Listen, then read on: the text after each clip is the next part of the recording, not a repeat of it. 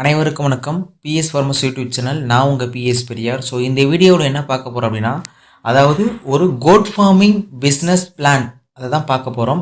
ஆடு வளர்ப்பு தொடங்குவதற்கான எப்படி திட்டம் தீட்டுறது அப்படிங்கிறத பற்றி நம்ம பார்க்க போகிறோம்.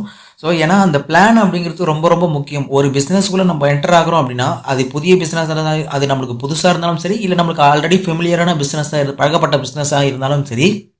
ஆனால் நம்ம ஸ்டார்ட் அப்பாக ஒரு பிஸ்னஸை ஸ்டார்ட் பண்ணுறோமா, அதை பற்றி நம்ம வந்துட்டு பார்த்தீங்கன்னா ஒரு புரிதல் வந்துட்டு நமக்கு இருக்கணும், ஒரு பிளானிங் இருக்கணும். பிளானிங் இல்லாமல் இருந்தோம் அப்படின்னா கண்டிப்பாக அந்த பிஸ்னஸ் அப்படிங்கிறது நம்மளுக்கு வந்துட்டு பார்த்தீங்கன்னா லாஸை நோக்கி போயிடும். ஸோ அதனால் முதல்ல வந்துட்டு ப்ரீ பிளான் பண்ணி எல்லாத்தையும் கரெக்டாக பிளான் பண்ணி பண்ணணும். ஒரு ஆடு வளர்ப்பு பிஸ்னஸை நீங்கள் ஸ்டார்ட் பண்ணுறதுக்கு முன்னாடி என்னென்ன சில விஷயங்கள் பண்ணணும் அப்படின்னு கேட்டிங்க அப்படின்னா, ஃபஸ்ட்டு பார்த்தீங்கன்னா எக்ஸிக்யூட்டிவ் சம்மரின்னு சொல்லுவோம். அதாவது செயற்திட்ட சுருக்கம். நீங்கள் என்ன பண்ண போகிறீங்களோ அதை ஒரு சுருக்கமாக வந்துட்டு நான் ஒரு சுருக்கமாக ஒரு 4-5 பாயிண்டில் வந்துட்டு சொல்லணும். ஃபார் எக்ஸாம்பிள், உங்கள் வியாபாரத்துக்குன்னு ஒரு தனியான பெயர் இருக்கணும். அதாவது உங்கள் பண்ணைக்குன்னு தனி பெயர் இருக்கணும், நேம் இருக்கணும், பிராண்ட் இருக்கணும். ஓகேங்களா?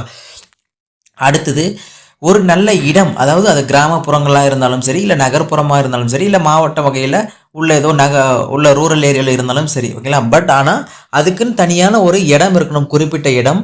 அதே மாதிரி பார்த்தீங்கன்னா வியாபார வகைகள். நீங்கள் எதை வந்துட்டு வியாபாரம் பண்ண போகிறீங்க? இப்போது நீங்கள் ஆடு வளர்க்குறீங்க, சரி.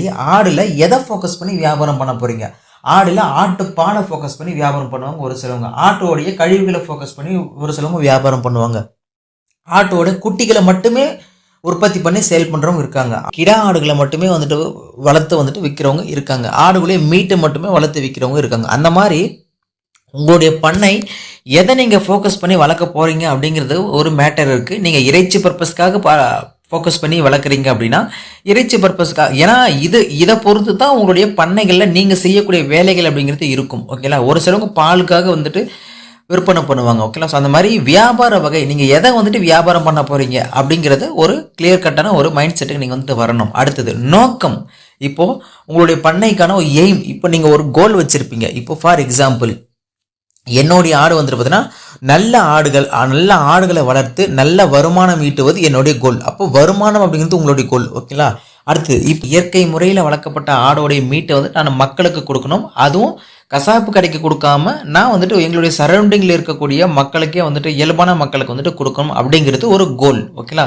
ஸோ இந்த மாதிரி ஒவ்வொரு கோலும் வந்துட்டு நீங்கள் வந்துட்டு உங்களுடைய பண்ணை எந்த நோக்கத்துக்காக வந்துட்டு நீங்கள் பண்ணையை ஆரம்பிக்கிறீங்க அப்படிங்கிறது இருக்கணும்.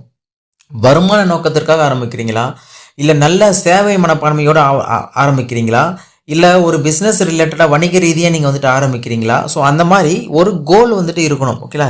இப்போ நான் மேலே சொன்ன இந்த 4 பாயிண்ட்டை வந்துட்டு பார்த்தீங்கன்னா நீங்கள் மைண்டில் வச்சுக்கோங்க. இது